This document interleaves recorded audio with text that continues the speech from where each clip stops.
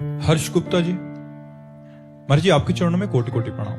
महाराज जी, भोरी सखी जी के द्वारा बोली गई ये पंक्ति, हूं तो नीच सवन नीचन में, अब तुम ही आन धरोरी, कब हूं तो श्री लाडली ऐसी कृपा करोरी। महाराज जी मुझे विचलित कर देते, क्योंकि इतने बड़े महान संत के इतने द्रवित भाव, महाराज जी हम जैसे नीच तो। देखो, जब भक्ति रंग लाती है, अहंकार नष्ट हो जाता है, तो सब में महानता दिखाई देती है और अपने में नीचता दिखाई देती है।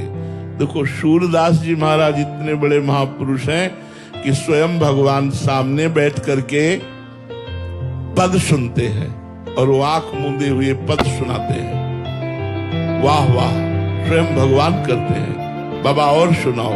फिर उनकी लीला के रस भरे पद सुनाते हैं। वह सूरदास जी महाराज कह रहे, मौसम कौन कुटिल खल कामी, जिन मुख को तन दियो ताको न भजन की, ऐसो नमक हरामी। मौसम कौन कुटिल खल कामी। जो महापुरुष जन हैं, उनमें ऐसी दैन्यता जागृत हो जाती है कि वो अपने को सबसे अधम नीच मानते हैं और सब में भगवान का स्वरूप मानते हैं। ये भक्ति का रंग है ही ऐसा। अगर अपने में गुण हो और दूसरे में दोष दर्शन, तो वो संसारी पुरुष है, वो भक्त नहीं। अपने में दोष दर्शन, दूसरे में गुणों का दर्शन, ये भक्त का लक्षण है। इसलिए भक्ति का रंग ही है, तृणादपि सुनीचेन तरोरियु सहिष्णुना, अमानिना मान देन कीर्तनिया सदा हरि। अपने को तृण से नीच समझना और सबको सम्मान देना, वृक्ष के समान सहनशील होना, किंचन मात्र भी सम्मान न चाहना, निरंतर भगवान का सुमिरन करना, ये सब भक्त में आ जाता है। जो ईमानदारी से सच्चाई से भगवान का भजन करते हैं, उनके हृदय में ऐसा ही होता है। सोचो, दंडकारण्य के समस्त ब्रह्म ऋषियों का त्याग करके भगवान सबरी माता के पास आए। इतनी तो महान भाव वाली है। भगवान उनके द्वारा चखे हुए बेरों को स्वयं पाते हैं। भगवान नवधा भक्ति की स्तुति सबरी जी की करते हैं और सबरी जी अपने मुख से, जिनके सामने ब्रह्मराम बैठे हुए हैं, क्या कह रहे हैं? अधम ते अधम अधम अति नारी, दिन मह में मति मंद अघारी। हे पापों का नाश करने वाले प्रभु, मैं अधम से अधम, प्रभु मैं अधम। आप जिनके सामने भगवान बैठे हो, अधम कैसे हो सकता है? आप हनुमान जी महाराज विभीषण जी से मिलते हैं, विभीषण जी से अपना परिचय बताते हैं और बाद में कहते हैं, असमय अधम सखा सुनु मोहु पर रघुवीर। मैं ऐसा अधम हूं, पर मेरे पर भी भगवान की कृपा है। हनुमान जी ज्ञानी नाम अग्रगण्यम बुद्धिमताम वरिष्ठम, भक्ति के आचार्य।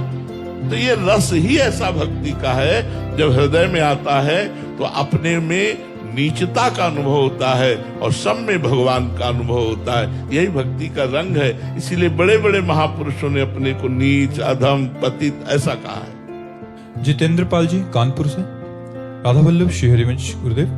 गुरुदेव, भगवान ने मांग की है, निर्मल मन जन सो मोहि पावा, मोहे कपट छल छिद्र न भावा। गुरुदेव, क्या केवल निर्मल मन हो जाने से भगवान की प्राप्ति हो जाएगी? और निर्मल मन कैसे होता है महाराज जी? उस निर्मल मन होने पर भगवान की प्राप्ति नहीं, निर्मल मन ही भगवान हो जाएगा। इंद्रियाणाम मनश्चास्मि, इंद्रियों में मैं मन हूं, भगवान श्री कृष्ण कहते हैं।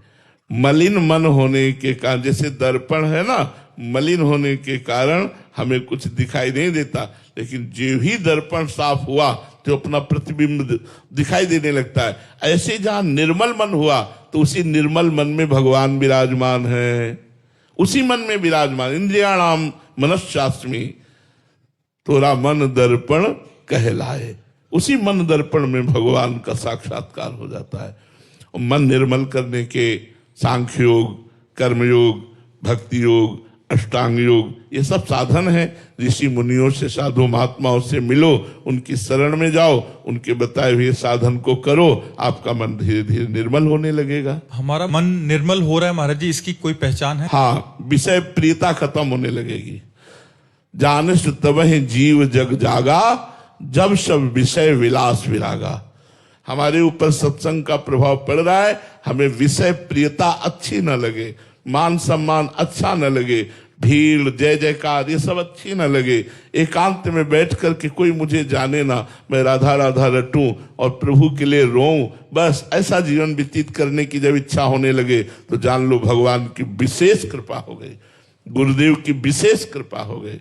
आश्चर्य, जिन भोगों के लिए लोग परेशान हैं, उन भोगों की कभी ना भोगने की कसम खा रहे हैं जिनके पास भोगों की बाहुल्यता है।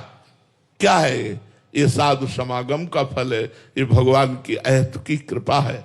जानसु तवहि जीव जग जागा, जब सब विषय विलास विरागा।